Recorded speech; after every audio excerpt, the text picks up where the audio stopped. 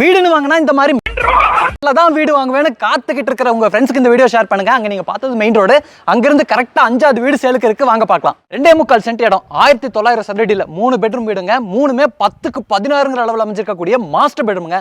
இது வீட்டோட parking area 10க்கு 17ங்கிற அளவில் கொடுத்துருக்காங்க. ஒரு பெரிய கார் நிறுத்தலாம். அது போக வீட்டோட ரைட் சைடில் பெரிய செட்பேக் ஸ்பேஸ் கொடுத்துருக்காங்க. அந்த இடத்துல நீங்க 2 வீலர்லாம் நிறுத்திக்கலாம்.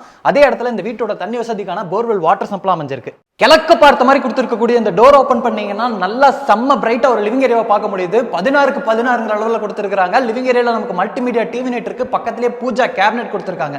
வீட்டோட டைனிங் கம் கிச்சன்லாம் சும்மா சொல்லக்கூடாதுங்க. 10க்கு 10 கிச்சன், 10க்கு 10 டைனிங், இன்னும் மொத்தமா 10க்கு 20ங்கிற அளவில் ஓப்பன் டைனிங் கம் கிச்சனா நல்லா பெருசாவே பிளான் பண்ணியிருக்காங்க. கிச்சன் கம் டைனிங்ல ஸ்டோரேஜுக்காக நிறைய யூனிட்ஸ் இருக்கு. அது போக இந்த இடத்துல அழகான உட்டன் பார்ட்டிஷன் ஒர்க்கும் பண்ணியிருக்காங்க.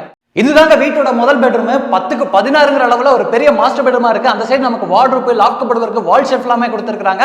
இந்த பெட்ரூம்ல அட்டாச்டு டாய்லெட் கம் பாத்ரூமும் இருக்குங்க. இதோட அளவு 5க்கு 6.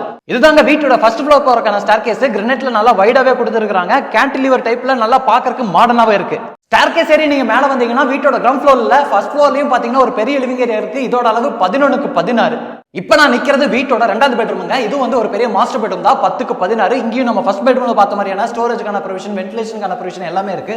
இப்ப நம்ம இருக்கக்கூடிய பெட்ரூம்லயும் பாத்தீங்கன்னா 4க்கு 10ங்கிற அளவுல ஒரு பெரிய டாய்லெட் கம் பாத்ரூமும் இருக்கு.